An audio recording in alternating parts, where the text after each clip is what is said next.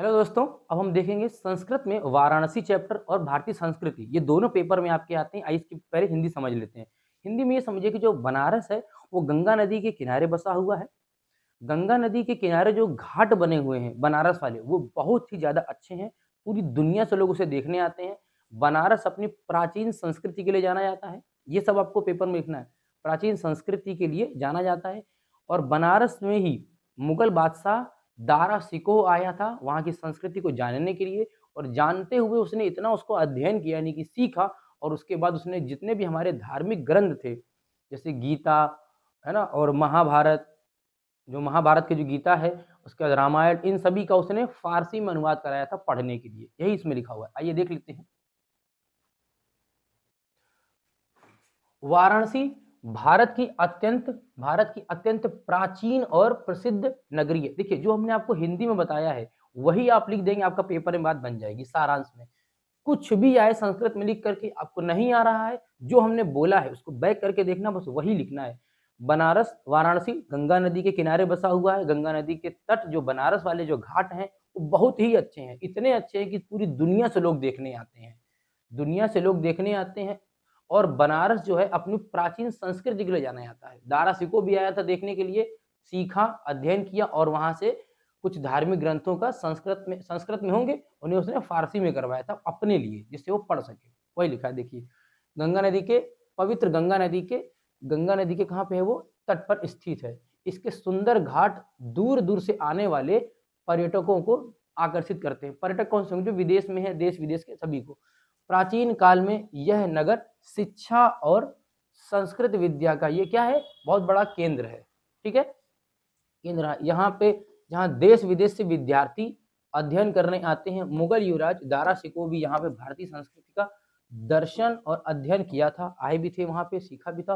और उपनिषद जो भी थे, हमारे जितने भी धार्मिक ग्रंथ थे, उसमें बहुत सारे उन्होंने क्या कराए थे, फारसी और फारसी में क्या कराया था उन्होंने, अनुवाद कराया था। क्योंकि मुगलों को फारसी भाषा आती थी, इसलिए उन्होंने क्या किया था, फारसी भाषा में इसका अनुवाद कराया था। आई होप आप समझ गए होंगे। देखिए, इसमें इसका भी हमने डिटेल में भी लिखा हुआ है, वो हम आपको पढ़ के सुना देते हैं। ठीक है, नेक्स्ट देखते हैं हम लोग। अब हमने इसका जो ना, और भी जो छोटे छोटे पॉइंट है ना, और भी आगे लिखे हुए हैं। जैसे कि हाँ, बनारस में ही बहुत बड़े बड़े जो संत हुए हैं ना, वही वहां पे भी हुए हैं। और बहुत सारे जो धर्म हुए हैं स्टार्ट, वो बनारस से ही हुए हैं। आइए दिखाते हैं आपको। यह नगरी विभिन्न धर्मों और संतों का संगम स्थल है, यानी कि बहुत सारे धर्म और संगमों का ये क्या है, संतों का एक साथ स्थल है। कैसे? यहाँ पे भगवान बुद्ध भी आ चुके हैं, पार्श्वनाथ जो जैन धर्म से संबंधित थे वो भी आ चुके हैं, शंकराचार्य जो सनातन धर्म से संबंधित थे वो भी, कबीरदास जो कबीर पंथ को चलाए थे वो भी आ चुके हैं। इस तरीके से बहुत सारे जो यहाँ पे आ चुके हैं, जिससे ये जो धरती है बनारस की, ये बहुत ही ज्यादा पवित्र मानी जाती है कि नहीं। तुलसीदास, जिनका अपना खुद का ब्रांड था, ये बहुत बढ़िया व्यक्ति थे, इन्होंने रामचरितमानस लिखा हुआ था। वाराणसी कला और शिल्प में विशेष करके रेशमी साड़ियाँ, आपने सुना होगा बनारसी साड़ी, कहाँ की है वो, बनारस की, बड़ी फेमस है। यानी कि बनारसी साड़ी भी बड़ी फेमस है। और पत्थरों से जो मूर्तियां बनती हैं, इसके लिए क्या है, वो विश्व विख्यात है। यानी कि पूरे विश्व में जाना जाता है कि वो पत्थरों से मूर्ति बहुत अच्छी बना लेते हैं बनारस में लोग। आपको देखो, अगर आपने इसको पढ़ा हुआ है चैप्टर को, अच्छी बात है। नहीं पढ़े हो तो भी कोई दिक्कत वाली बात नहीं। देखिए, आपका वो हिंदी इतनी बड़ी कोई चेक नहीं करेगा, कोई नहीं देखेगा। वो देखेगा ये चीज कि आपने पूरा भरा हुआ है ना। हिंदी में मैक्सिमम ये देखा जाता है कि कॉपी कितनी भरी हुई है। अगर आपने कॉपी भर दी है, नंबर आपको ठीक ठाक मिल जाते हैं। प्राचीन आज भी ये अपनी प्राचीन परंपराओं को सजोए हुए है, यानी कि बचा के रखा हुआ है बनारस में। बाकी शहर में खो दिया हुआ है। अब इसका ऐसे करके आपके पेपर में आएगा, या तो ऐसे करके पूरा पैराग्राफ लिख देगा इतना बड़ा सा, या फिर एक छोटा सा यहाँ पे लिखेगा, डॉट डॉट डॉट करके ऐसे करके बना देगा। आपको पता भी होगा, ऐसे वो लिख देता है। देखिए, जो हमने आपको सारांश बताया है ना, अगर आपको पूरे चैप्टर में कुछ ना आए, इसका मतलब ही ना समझ में आए, तब आपको क्या करना है भाई, ऐसे देगा, कहेगा इसका बताओ, संदर्भ प्रसंग व्याख्या बताओ।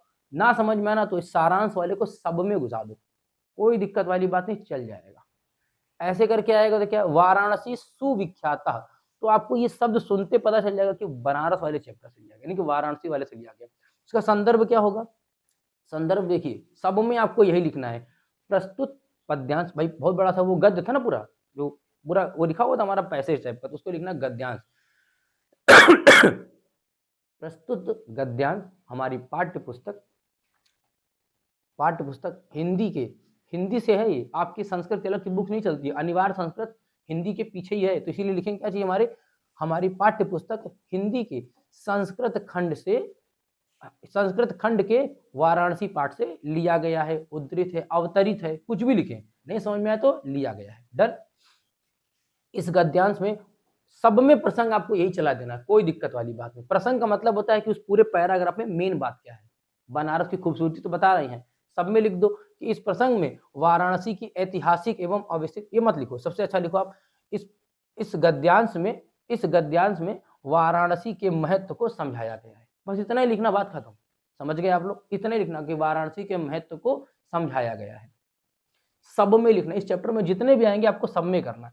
हिंदी में अनुवाद क्या है, वाराणसी बहुत प्रसिद्ध नगरी है, ये तो हम समझा ही चुके हैं, बहुत प्रसिद्ध है, गंगा नदी के किनारे बहुत सारे इसमें धर्म आकर के लगातार जुड़े, बहुत सारे संत है, इसलिए बहुत प्रसिद्ध हो गई है, प्रसिद्ध नगरी है। ये स्वच्छ जल की, भाई गंगा नदी किनारे है तो क्या कहेंगे, स्वच्छ जल की होगा, किनारे कहाँ लिखा है, स्वच्छ जल की तरंगों से युक्त गंगा के किनारे स्थित है। यानी कि जो गंगा का जल है वो कैसा है, जब जल चलता है तरंगों के रूप में चलता है, ऐसे नहीं ईटा मारोगे तो ऐसे हिलता है, उसे तरंग बोला जा रहा है। बनाने के लिए बोला जा रहा है, आपको नहीं आता है, आप सब में सारांश लिखोगे, आपको नंबर पूरे मिलेंगे।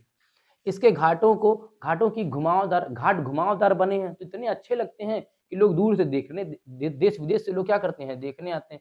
और जब शाम होती है, जो चांदनी पड़ती है, यानी कि जो चंद्रमा की जो रोशनी पड़ती है, वो बहुत ही सुंदर लगता है। असंख्य यात्री इसको भ्रमण करने के लिए आते हैं, डेली आते हैं, यानी कि प्रतिदिन क्या होता है, दूर दूर से लोग देखने आते हैं। वही जो आपको पूरा हमने सारांश में जो बता दिया है, वही आपको इसमें बना बना के लिख देना है, कोई दिक्कत वाली बात नहीं। इसके घाटों की शोभा देखकर इसकी बहुत प्रशंसा करते हैं। सिंपल सी बात थी, समझ गए आप? घाट इतने अच्छे हैं कि सब देखने आते हैं, जब देखने आएंगे तो पक्की बात है प्रशंसा करेंगे, वही लिखा हुआ है। अगला आपका है वाराणसी प्राचीन काले गे हो गे, ऐसे करके पूरा संस्कृत में लिख करके आएगा, तो आपको पहचानना कहाँ से है, ये वाराणसी वाले से है।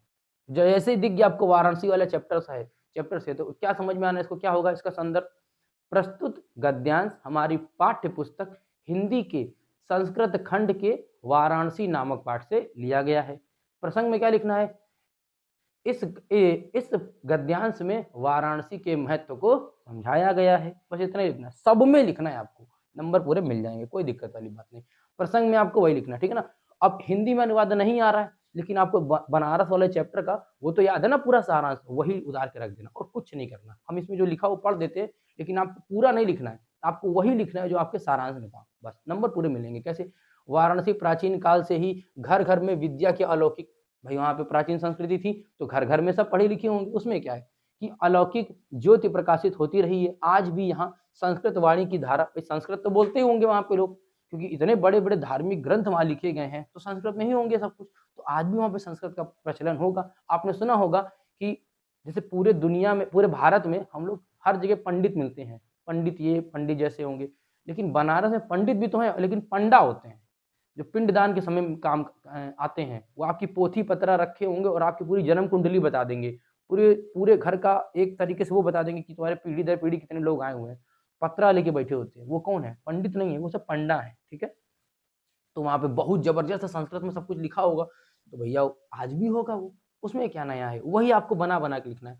संस्कृत वाणी धारा की निरंतर प्रभावित होती रहती है और लोगों को ज्ञान बढ़ाती रहती है। ये सब कुछ जो भी है, ये सब आपको वही सब सिर्फ संदर्भ, जो भी बस आपको संदर्भ, प्रसंग और व्याख्या में वही पूरा का पूरा सारांश लिख दो, पूरे चैप्टर में कुछ भी कहीं भी पूछे आपको सारांश लिखना है, बस बात खत्म। कोई नहीं पढ़ेगा, कैसा भी आएगा, सारांश लिख दो, पूरे नंबर मिलेंगे। आई होप आप समझ होंगे। आगे देखिए, इसको आप देख लेना एक बार। केवल भारतवासी ही अभी देश विदेश के संस्कृत भाषा, जिसको देश विदेश में संस्कृत सीखना है वो चला आता है, वहीं पे संस्कृत की नगरी कही जाती है, संस्कृत का अध्ययन करने के लिए आता है और इसे निःशुल्क विद्या ग्रहण करने के लिए हिंदू, अच्छा इसमें स्कूल, ये आपको याद रखना है, वहाँ पे जो विश्वविद्यालय है आपको पता है, एक BHU यानी कि बनारस हिंदू, BHU बनारस हिंदू यूनिवर्सिटी वहीं पे, और एक और यहाँ पे बनारस हिंदू यूनिवर्सिटी, संस्कृत विश्वविद्यालय, काशी विद्यापीठ, ये तीनों के तीनों वहाँ पे ना बहुत ही बेहतरीन बने।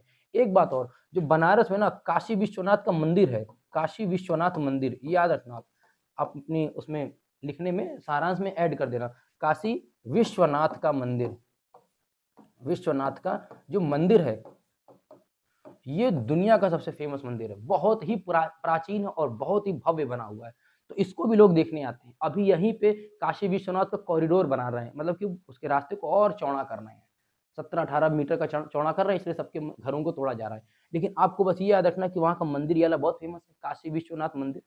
और बीएचयू, एक वहाँ पे हो गया बनारस हिंदू विश्वविद्यालय, काशी संस्कृत विश्वविद्यालय और काशी विद्यापीठ। ये जो 3 स्कूल हैं वहाँ के बहुत फेमस है, जो पूरी दुनिया के लोगों को क्या सिखाते होंगे? संस्कृत और वहाँ की भाषा ज्ञान बताते होंगे, जो हमारे भारत का प्राचीन ज्ञान है, ठीक है ना? तो ये आप मंदिर याद रखेंगे। हम वैसे इसका एक कंक्लूड करके बताएँगे आपको, आप वो भी लिख देंगे चलेगा, जिसमें नवीन और प्राचीन मतलब कि बनारस में नवीन विचारधारा भी है और प्राचीन ज्ञान विचार जो वहाँ पे अभी भी फैले हुए हैं, ज्ञान विज्ञान, उसके विषयों का क्या रहता है? अध्ययन चलता रहता है। भाई प्राचीन संस्था है, प्राचीन शहर है, तो प्राचीन तो पक्का ही होगा वहाँ पे विचारों में, और नया भी इस समय हो रहा है, तो मॉडर्न और हमारा एंशिएंट यानी कि पुराना और नया दोनों की विचारधारा वहाँ पे बनी रहती है। सिंपल सा। देखिए अगर आपको कुछ भी समझ में नहीं आ रहा है, तो आपको सारांश में जो हमने बताया था वो चीज़ ज़रूर लिखनी है। सब में लिखना, आपको कंफर्म पूरे नंबर मिलेंगे। समझ गए आप? नेक्स्ट देखेंगे अगर ऐसे करके आएगा कि एशा नगरी भारतीय संस्कृति, जैसे ही समझ में आएगा कि एशा नगरी, ये आप ध्यान रखेंगे किस चैप्टर का, ये बहुत पूछा जाता है। एशा नगरी और फिर ये पूरा लिखा होगा, तो आप समझ ही जाएंगे कि कहीं ना कहीं तो बनारस पक्का आएगा इसमें। जैसे आएगा आपने, अगर नहीं पकड़ पाएंगे कोई बात नहीं, फिर भी आप याद रखना पड़ेगा बाबू आपको पेपर तक। एशा नगरी, ऐसी नगरी, ऐसे करके आएगा, या ऐसा शहर या ऐसा नगर, वो आएगा। नहीं तो ये ज्यादा खतरनाक हो जाता है, खाली ये जरा सा होगा। और ये देखो, फारसी भाषाएं करंती, फारसी भाषा में किसने अनुवाद कराया था? दारा सिकोह ने। इस चीज को बनारस में गया था, वहां के उपनिषद को कराया था। बस जैसे आ जाएगा आपके दिमाग में, तुरंत बनारस वाली पूरी कहानी लिख देना कि बनारस वाराणसी गंगा नदी के तट पर बसा हुआ है, वहाँ की गंगा के घाट बहुत ही अच्छे हैं, जिसे देखने के लिए देश विदेश से लोग आते हैं। बनारस में काशी विश्वनाथ मंदिर, संस्कृत विश्वविद्यालय और काशी हिंदू विश्वविद्यालय, काशी विद्यापीठ, ये 4 स्कूल बहुत फेमस हैं। एक मंदिर भी उसमें बहुत फेमस है, जिसे पूरी दुनिया के लोग देखने आते हैं। वाराणसी अपने कला और शिल्प के लिए जाना जाता है, यानी कि बनारसी साड़ी के लिए भी जाना जाता है। यानी कि यही आपको घुमा फिरा के 6-7 पॉइंट खूब बना बना के लिख देने, इसी में आपको पूरे नंबर मिल जाएंगे, कोई दिमाग नहीं लगाना। ऐसे करके लिख के क्या देखो कितनी बार आया, रिपीटेड है। इसका भी क्या आंसर सेम है। संदर्भ क्या लिखेंगे? प्रस्तुत गद्यांश हमारी पाठ्य पुस्तक हिंदी के संस्कृत खंड के वाराणसी नामक पाठ से लिया गया है। प्रसंग में क्या लिखेंगे? इस गद्यांश में वाराणसी के महत्व को समझाया गया है। बस और कुछ नहीं लिखना आपको, महत्व को समझाया गया। ये छोड़ो, इसको, ये समझ में नहीं आ रहा काट दो। आपको बस इतना लिखना है कि वाराणसी के महत्व को समझाया गया, आपकी बात बन जाएगी। इसमें क्या है कि भारतीय संस्कृति के बारे में अब जो भी इसमें है, देखो दारा सिकोह युवराज थे, वहां पे आए थे और उन्होंने क्या कराया था, जितने भी उपनिषद थे उनका क्या कराया था, हिंदी में अनुवाद कराया था। लिखना वही चीज है, नो डाउट। आगे देखें, ये वाला ध्यान रखना, ये पेपर में आता है। यह नगरी है, यानी कि यह नगरी करके आएगा। देखो कितनी बार आया, 17 से लेकर के 25 तक लगातार, हर साल लगभग आ ही जा रहा है। तो ये पेपर में इस बार भी आने की संभावना है, अच्छे से देख लेना। इत्र नगरी सर्वत्र प्रसिद्ध, ये भी लिख करके आ सकता है, और या तो पूरा लिख करके आ जाएगा। ये नगरी करके आएगा ना, तो सीधे दिमाग में क्या लगाना है कि बनारस की बात कर रहा है, यानी कि वाराणसी की। नहीं आ रहा है, छोड़ो। आपको ये तो पता है ना कि वहां पे तुलसीदास हुए थे, कबीर दास भी हुए थे, वाराणसी से संबंधित थे। बुद्ध भगवान भी एक बार आए थे, और हमारे पार्श्वनाथ भी आए थे। यानी कि बौद्ध धर्म, जैन धर्म, सनातन धर्म के शंकराचार्य, और हमारे तुलसीदास जिन्होंने रामचरितमानस लिखी, और कबीर दास, ये 5 लोग वहीं से संबंधित थे। हम लिख देते हैं उनके नाम, आप बढ़िया से देख लेंगे। वैसे इसमें हम हिंदी का इसका सारांश भी लिखा होगा, लेकिन कोई बात नहीं। अगर नहीं आता है तो सिंपल आपको वही लिखना जो हमने पहले आपको बताया था। इसमें अगर इनके नाम तो दिख ही रहोगे ना आपको, गोस्वामी तुलसीदास, शंकराचार्य, कबीर दास, ऐसे करके अगर पूरा लिख करके आएगा तो ठीक है। तो पेपर में इसमें अगर ये वाला आता है तो खाली ये लाइन लिख करके आती है इतनी सी, इसी से आपको समझना पड़ेगा कि कहाँ से है। तो आप पेपर तक याद कर लो कि जैसी कोई नगरी वाला कोई शब्द देख लो, इत्र नगरी, ऐसा नगरी, कोई नगरी वाला शब्द आ जाएगा, वो फटाक से चला जाएगा बनारस वाले चैप्टर में, और कहीं घुसाना नहीं है। जैसे जाएगा प्रसंग, संदर्भ, प्रसंग और व्याख्या सारांश वाली, उसके बाद कुछ मत लिखो। पूरे नंबर मिलेंगे। इसका सारांश देखो लिखा हुआ है, इस गद्यांश में वाराणसी के महत्व को समझाया गया है। बस महत्व को समझाया गया, ऐतिहासिक तथा ये सब हटाओ। यह नगरी विविध धर्मों का मिलन है। क्यों मिलन हो गया? इसका क्यों मिलन हो गया? क्योंकि यहाँ पे कौन कौन आए थे? हम यहाँ जो नाम लिख रहे हैं आपको वही लिखने हैं। कौन से? कबीर दास भी आए थे, कबीरदास का था तुलसीदास तुलसीदास,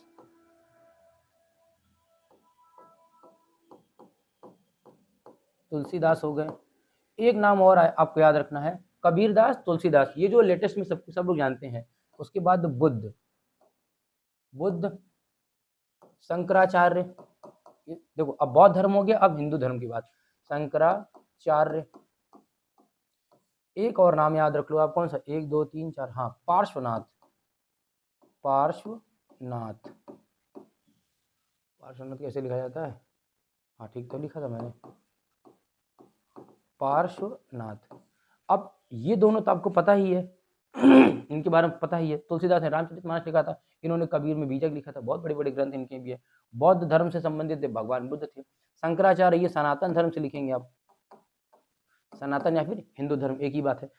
पार्श्वनाथ किस में लिखना है आपको, जैन धर्म से संबंधित है ये, जैन धर्म। बस इतना ही आपको याद रखना है, बनारस से ये भी रहने वाले थे। तो इस तरीके से आप लिखेंगे तब जाके आपकी बात बन जाएगी। यानी कि इन पांचों को आपको लगा देना है कि ये भी लोग बनारस से संबंधित थे, बनारस की प्राचीन सभ्यता इन्हीं पे डिपेंड थी, संस्कृति बहुत पुरानी है, ये लिख देना। और बाकी का जो सारांश था, यानी कि 4 से 5 पॉइंट आपको लिखने हैं, भर जाएगा आपका पन्ना, नंबर मिल जाएंगे पूरे। आगे बढ़ जाए। दर्शन और साहित्य के लिए नहीं, लेकिन अपनी ये कला के लिए आनी जाती है, वही बनारसी साड़ी समझ में आ गया। अब बारी आ जाएगी हमारा कौन सा चैप्टर, भारतीय संस्कृति, यानी कि भारत की जो संस्कृति है उसके बारे में। राजेंद्र प्रसाद ने इसको लिखा था, अच्छे से समझ लेंगे इसको, हम पहले पढ़ेंगे, उसके बाद आपको इसका एक छोटा सा शॉर्ट वर्जन समझा देंगे। भारतीय संस्कृति मानव जीवन को कौन सा ये संस्कारित, यानी कि संस्कारित बनाती है, संस्कारित और श्रेष्ठ बनाने वाली परंपरा है, जिसे हमारे पूर्वजों ने अपने आचार विचार से विकसित किया है। यह समन्वयनात्मक सर्वसमावेशी संस्कृति है, जिसमें विभिन्न जातियों, धर्मों, संप्रदायों का विचार का योगदान मिलता है। भारतीय संस्कृति गतिशील और उदार है, जिसके अनुसार नए नए विचारों को स्वीकार करती है, इसमें संभावना। ठीक, अब हम आपको इसका एक शॉर्ट वर्जन बता देते हैं।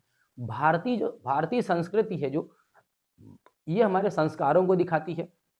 यह भारतीय संस्कृति हमें अपने पूर्वजों की देन है, जो पूर्वजों से मिली है हमें, है ना।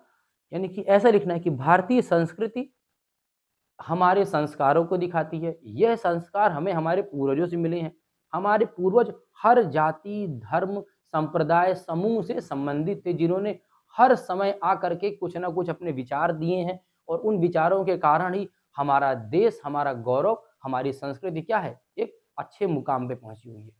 इतना ही लिखना है बस। इसकी भाषा अगर समझ में नहीं आ रही है, कोई बात नहीं, छोड़ो, हटाओ, जो हमने बताया उसको और बना के लिख दो। देखो हम यहाँ पे कितना भी लिखा दे, उससे कोई बहस नहीं। एक देखना, यूट्यूब में इस समय ट्रेंड चल रहा है कि 15 घंटे की मैराथन, 18 घंटे की मैराथन, क्या पढ़ा रहे हैं वो, संस्कृत का अनुवाद। कोई मतलब नहीं उन सब चीजों का। हम आपको सोचना सिखा देंगे, आपको हमारी कोई जरूरत नहीं पड़ेगी। अब हम आपको कभी सोचना ही नहीं सिखाएंगे तो आप हमेशा मेरी जरूरत ढूंढोगे। इसलिए आप सोचना ही सीख लो, ये कैसे लिखा गया होगा, सोच सोच करके ना, तो तुम भी वो सोचने की थिंकिंग ही समझ लो एक ही बार में। क्यों बार बार मेरे आगे पीछे घूमना, आप समझ रहे हो ना। ये समझ में आ गया, इसको बढ़िया से देख लीजिए।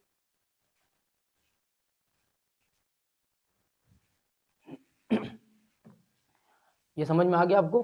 अच्छा, जो हमने समझाया ना सारांश, वही लिखना है आपको। अब इसको हम देख लेते हैं, इसका छोटा छोटा वर्जन कैसे। ये संस्कृत में लिख करके आएगा, मानव जीवनस्य, जैसे शब्द देखेंगे, मानव का जीवन, यानी कि नगरी, सुंदरता, फारसी शब्द, ये सब आएगा तो बनारस।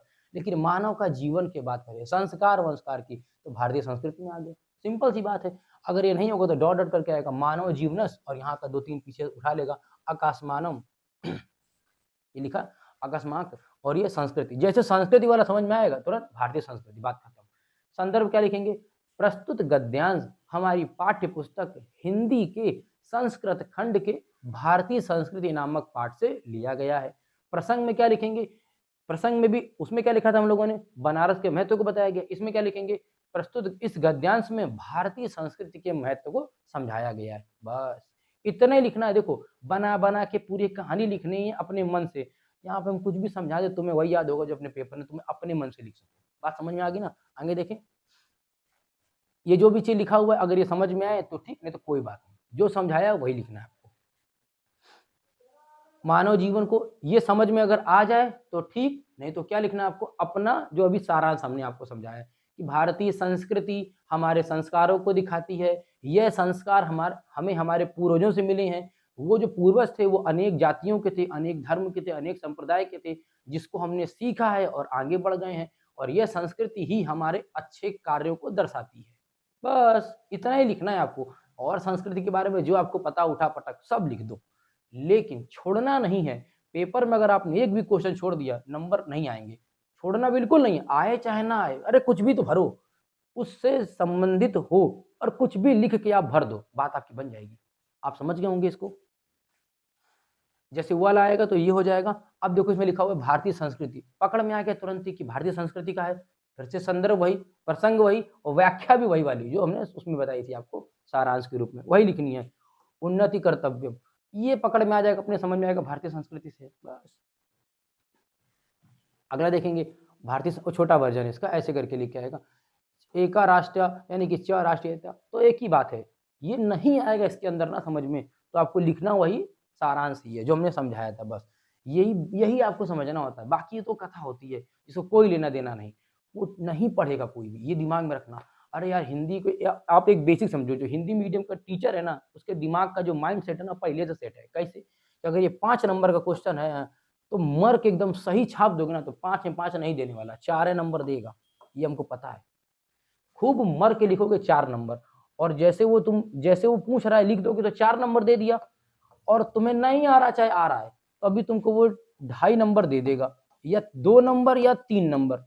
तो यार ये तो ज्यादा हमें अच्छा लग रहा है, इससे मर मर के याद करो एकदम एक एक अक्षर, तब देगा 4 नंबर। और अगर हमने केवल अपने हिसाब से भाषा बना बना के लिख दी तो 3 नंबर दे देगा, तो ज्यादा अच्छा ही है ना, 3 नंबर मिल जाएंगे।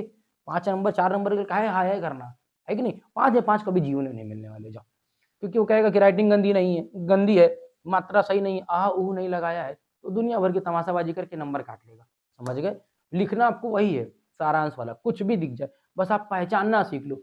लिखा हुआ है अस्माकम, लिखा हुआ है अस्माकम संस्कृति, बस संस्कृति पकड़ में आ जाए, भारतीय संस्कृति। दिमाग ये लगाना हम लोगों को, ठीक समझना है।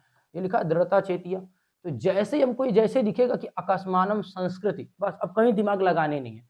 दिख गया हमको, बस भारतीय संस्कृति में तुरंत कूद जाना है कि भैया भारतीय संस्कृति के बारे में ये पूछ रहा होगा। समझ गए। आगे देखें इस गद्यांश में, अब जो भी संदर्भ था कि प्रस्तुत गद्यांश हमारी पाठ्य पुस्तक हिंदी के संस्कृत खंड के भारतीय संस्कृति नामक पाठ से लिया गया है। प्रसंग जरूर लिखना, ध्यान रखना। प्रसंग में वो होता है कि पूरे उसने सारांश में तुमने जो पढ़ा है, यानी कि पूरे पैराग्राफ में जो पढ़ा है ना, उसका एक मेन बात क्या है, तो भारतीय संस्कृति के महत्व को बताया गया है, वही लिखना है। इस गद्यांश से भारतीय संस्कृति के महत्व को समझाया गया है, नंबर पूरे मिलेंगे। आगे देखें, और व्याख्या में आपको क्या लिखना है, यानी कि अनुवाद में संस्कृत का अनुवाद लिखना है। ये व्याख्या गलती से मत लिख देना, वहां लिखा होगा संस्कृत का अनुवाद करो, तो आपको अनुवाद हेडिंग लिखनी है। व्याख्या लिख करके आएगा तो व्याख्या डालना, ये सब नंबर कटवाते हो, यही नंबर दिला देते। तो अनुवाद बोलेगा तो अनुवाद लिखना, संस्कृत में आपको अनुवाद ही कराएगा। डन। आपको संस्कृत का प्रोफेसर तो बनना नहीं है, उसको ही पता है। देखो बोर्ड का जो मेंबर है ना, उसके दिमाग में पहले बसा है कि तुम्हारे जीवन का ये पहला एग्जाम है जिसको तुम अलग से बैठ के दोगे, तो उसको पता है ना कि बच्चा ही तो है, ज्यादा क्यों परेशान करना। इसलिए वो ज्यादा परेशान नहीं करेगा, एकदम सिंपल सा क्वेश्चन पूछेगा और सिंपल तुमसे उम्मीद करेगा कि तुम कुछ भी उसमें लिख दो, रेलेवेंट होना चाहिए। भारतीय संस्कृति में बनारस घुसा दोगे तब गड़बड़ाएगा। समझ गए ना। उसका टिप पॉइंट पकड़ना, संस्कृति, तुरंत जैसी संस्कृति मिलेगी तुरंत कहाँ समझ जाना है कि भारतीय संस्कृति चैप्टर से लिया गया है। अब ये लिखा होगा इसमें, ये तो हिंदी है इसका वर्जन। हाँ अगर ये पूरा नहीं लिखा, अगर ये पूरा लिख करके आ जाएगा तो दिखेगा ना एशा करम विड़ान संस्कृति, अरे बस संस्कृति मिलते ही हमको तुरंत दिमाग में काम करना है कि भारतीय संस्कृति वाला चैप्टर है। संदर्भ प्रसंग व्याख्या जो हमने आपको समझाया था, बस वही लिखना है। ये सब तो तमाशाबाजी से कोई लेना देना नहीं। और अगर खत्म नहीं हो रहा होगा तो कहीं ना कहीं आपको भारतीय संस्कृति मिल जाएगा। केवल 2016 में आया है, ज्यादा दिमाग नहीं लगाना, उसके बाद आया नहीं है, यानी कि बेकार हो गया। ये जो पिछले 5-6 साल में नहीं पूछा गया ना, वो एकदम बेकार है। इतना बड़ा हमने लिख इसलिए दिया क्योंकि आपके सिलेबस में था। आपको पहचानना सीखना है कौन से चैप्टर का है, तो ये आपको दिख जाएगा। जैसे दिखे आप समझ जाना भारतीय संस्कृति का है, पूरा का पूरा उठा करके चिपका देना। क्या चीज, अपना पुराना जो आपको याद है वैसे ही आ जाएगा, करम बीड़ा वाला ऐसे करके आ जाएगा। ठीक है, वही चीज फिर से वही चीज आ गई, अपने मन से जो समझ में आ जाएगा। हाँ ये इसमें आ जाएगा विश्वस्य सत्ता ईश्वरम, ऐसे करके अगर आ गया, ये आपको एक बस याद कर लो, बाकी सब तो आप ट्रिक समझ गए होगे, ऐसे याद कर लो, नहीं तो संस्कृत लास्ट वाला ये याद कर लो, नहीं तो इसमें कहीं न कहीं भारतीय संस्कृति देखो ये आ गया। अगर ये आ जाए तो देख के ही पता चल जाएगा। हम उसके चक्कर में कि अगर विश्व ऐसे लिख दें ना कि विश्वस्य लिख करके डॉट, डॉट, डॉट, डॉट बना करके सीधे ये लिख देगा, तब दिक्कत होगी। जैसे आ जाए तो आपको संस्कृते दिख जाए या फिर मतलब आप फिर पढ़ना सीखो थोड़ा-थोड़ा। एक बस याद कर लो विश्वसत्ता ईश्वरम, ये याद कर लो कि ये शब्द आएगा, इसके साथ ये वाला शब्द अगर आ गया, तो हमको क्या समझना है कि भारतीय संस्कृति चैप्टर से लिया गया है। इतना ही समझना है आपको। और फिर क्या संदर्भ वही, प्रसंग वही, व्याख्या वही वाली। हम इसमें दिखा दे रहे फिर भी। संदर्भ, प्रसंग, व्याख्या वही लिखनी जो आपको पहले समझाई गई थी। चैप्टर फिनिश हो गया। आप समझ गए होंगे हमने 2 चैप्टर बता दिए हैं। इन दोनों चैप्टर से ही पेपर में बनेगा और कुछ नहीं आएगा, टेंशन मत लो। भारतीय संस्कृति और वाराणसी ये ज़रूर आते हैं पेपर में, क्योंकि वो पेपर का जो सोच है ना बोर्ड की, वो ये चाहता है कि आप यूपी के बारे में कुछ जानें। यूपी बोर्ड में बनारस बहुत इंपॉर्टेंट है, तो इसलिए वो आपको ये ज़रूर कहेगा। ओके, आई होप आप समझ गए होंगे। डन।